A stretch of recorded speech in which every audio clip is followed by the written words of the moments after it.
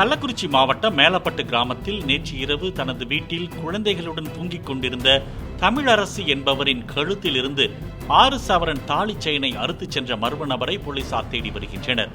தமிழரசியின் கணவர் சந்திரன் வெளிநாட்டில் வேலை செய்து வரும் நிலையில் அவர் தனியாக இருப்பதை நோட்டமிட்டு மர்ம நபர் வீட்டிற்குள் நுழைந்திருக்கலாம் என அக்கம் பக்கத்தினர் தெரிவித்தனர். நீங்க ஆளை பாத்தீங்களா?